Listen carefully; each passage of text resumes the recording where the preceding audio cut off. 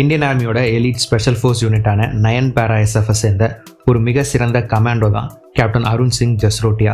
இவருடைய அதிரடி ஆக்ஷன்ஸ்னால இவருக்கு சேனா மெடல் கிடைச்சது.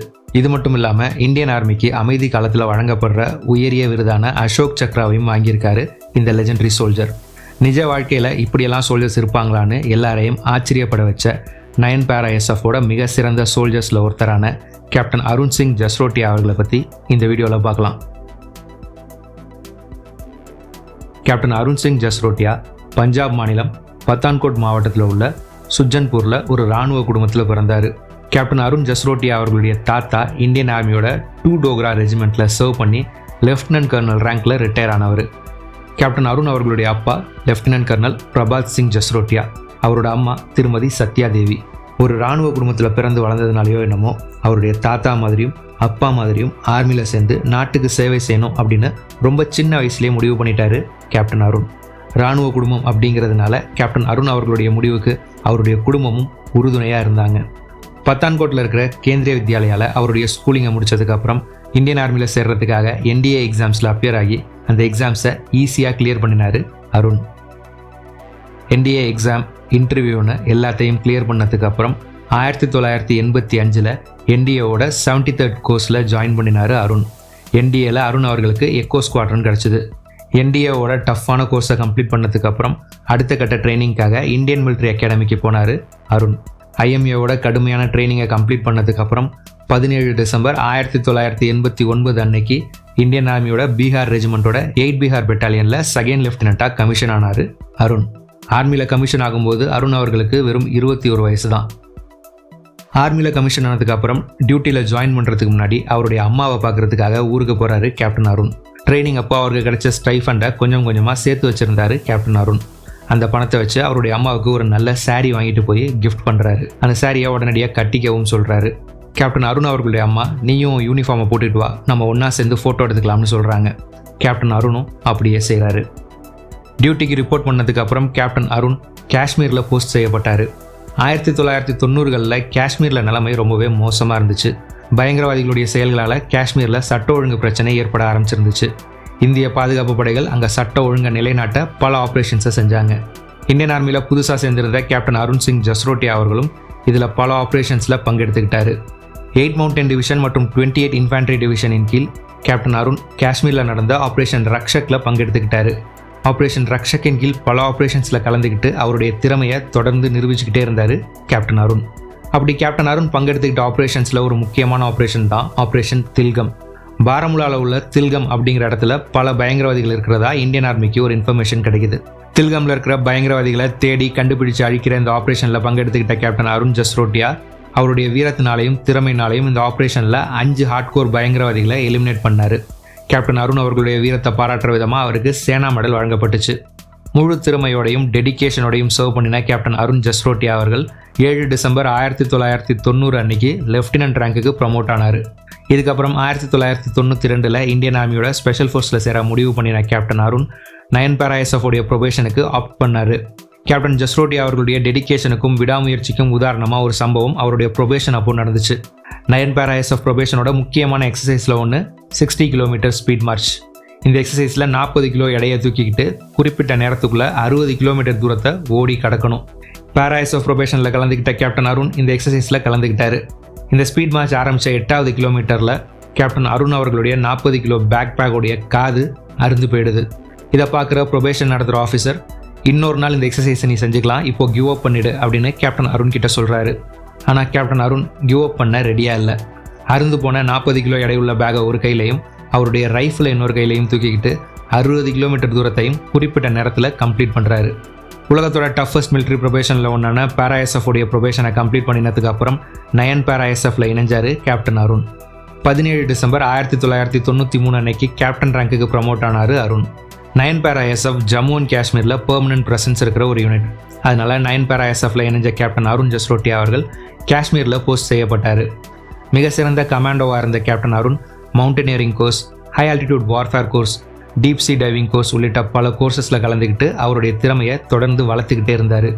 இது மட்டும் இல்லாமல் Indo US under water training ப்ரோக்ராமில் கலந்துக்கிற அரிய வாய்ப்பும் கேப்டன் அருண் அவர்களுக்கு கிடைச்சிது. தொடர்ந்து பல ஆப்ரேஷன்ஸில் பங்கெடுத்துக்கிட்ட கேப்டன் அருண் அவர்களுக்கு பீஸ் போஸ்டிங் கிடைக்குது. இந்தியன் ஆர்மியில் அவருடைய வீரதீர செயல்களால் ரொம்பவே பாப்புலரான கேப்டன் அருண் அவர்களை கௌரவிக்கிற விதமாக அப்போ சீஃப் ஆஃப் ஆர்மி ஸ்டாஃபாக இருந்த ஜெனரல் சங்கர் ராய் சௌத்ரி அவர்களுக்கு 8D கேம்பாக நியமிக்கப்பட்டார் கேப்டன் அருண். ஆனால் ஃபீல்டு ஆப்ரேஷன்ஸில் இருந்த அதிக ஆர்வத்தின் காரணமாக 8D கேம்ப் அப்படிங்கிற கௌரவம் மிகுந்த போஸ்டிங்கை வேண்டாம்னு சொல்லிட்டாரு கேப்டன் அருண். ஜம்மு அண்ட் காஷ்மீரில் இருக்கிற ஒரு முக்கியமான இடம் தான் லோலாப் வேலி. லோலாப் வேலியில் அதிக அளவில் இருக்கிற பழத்தோட்டங்களின் காரணமாக லோலாபை fruit bowl of Jammu and Kashmir அப்படின்னு சொல்லுவாங்க. 1990களில் லோலாப் வேலியை சுற்றி இருந்த அடர்ந்த காட்டுப்பகுதியில் பயங்கரவாதிகளுடைய தொல்லை அதிக அளவில் இருந்துச்சு. 1990களுடைய ஆரம்பத்தில் கேப்டன் அருண் காஷ்மீருடைய லோலாப் வேலியை சுற்றி பல ஆப்ரேஷன்ஸை செஞ்சுருந்தார். பல கவுண்டர் ஆப்ரேஷன்ஸை தலைமை தாங்கி அந்த ஆப்ரேஷன்ஸை சக்ஸஸ்ஃபுல்லாக வழி நடத்தி பல பயங்கரவாதிகளை வேட்டையாடி கூச்சிருந்தார் கேப்டன் அருண். கேப்டன் அருண் அவர்களுடைய புகழ் லோலாப்ல மட்டும் இல்லாமல் மொத்த காஷ்மீர்லையும் பரவி இருந்துச்சு. 15 செப்டம்பர் 1995 லோலாப் வேலியோட அடர்ந்த காட்டுப்பகுதியில் உள்ள ஒரு மலை குகைக்குள்ள கிட்டத்தட்ட 20 பயங்கரவாதிகள் பதுங்கி இருக்கிறதா நயன்தாரா எஸ்எஃப்க்கு அவங்களுடைய இன்ஃபார்மர்ஸ் மூலமாக ஒரு சீக்ரெட் இன்ஃபர்மேஷன் கிடைக்குது. உடனடியாக அந்த பயங்கரவாதிகளை தேடி கண்டுபிடிச்சு அழிக்க கேப்டன் அருண் அவர்களுடைய தலைமையில் ஒரு சர்ச் அண்ட் டெஸ்ட்ராய் ஆப்ரேஷனை லான்ச் பண்ணுறாங்க நயன்தாரா எஸ்எஃப்.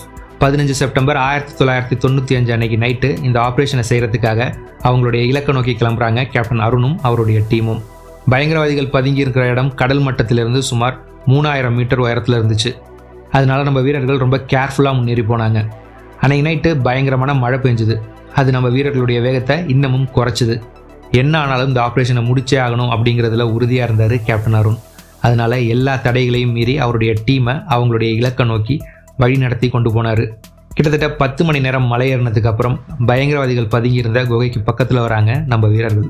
உயரமான இடத்துல குகைக்குள்ளே சேஃபாக பதுங்கி இருந்ததுனால பயங்கரவாதிகளுக்கு மிகப்பெரிய அட்வான்டேஜ் இருந்துச்சு. நம்ம வீரர்கள் அவங்கள நோக்கி வரதை பார்த்ததும் நம்ம வீரர்களை நோக்கி கண்மூடித்தனமாக ஃபயர் பண்ண ஆரம்பிக்கிறாங்க பயங்கரவாதிகள். உடனடியாக பக்கத்தில் இருந்த பாறைகளுக்கு பின்னாடியும் மரங்களுக்கு பின்னாடியும் போய் பதுங்கிக்கிறாங்க நம்ம வீரர்கள். பயங்கரவாதிகளுடைய தாக்குதலுடைய இன்டென்சிட்டி நேரம் ஆக ஆக அதிகமாகிட்டே போச்சு. இதே நிலைமை நீடிச்சா பயங்கரவாதிகள் தப்பிச்சு போக அதிக வாய்ப்பு இருக்குது. அதனால பயங்கரவாதிகளுக்கு இருக்கிற அட்வான்டேஜை முடிவுக்கு கொண்டு வர பிளான் பண்ணுற கேப்டன் அருண் அவருடைய பாதுகாப்பை பற்றி கொஞ்சம் கூட கவலைப்படாமல் அவர் பதுங்கி இருக்கிற இடத்துலேருந்து வெளியில் வந்து ஒரு கிரனேட் எடுத்து பயங்கரவாதிகளை நோக்கி வீசுறாரு. அந்த கிரனேட் வெடித்து சதறினதில் பயங்கரவாதிகள் டிஸ்ட்ராக்ட் ஆகுறாங்க. இந்த டிஸ்ட்ராக்ஷனை பயன்படுத்தி தன்னந்தனியாக முன்னேறி போய் ஒரு பயங்கரவாதியை சுட்டு வீழ்த்துறாரு கேப்டன் அருண்.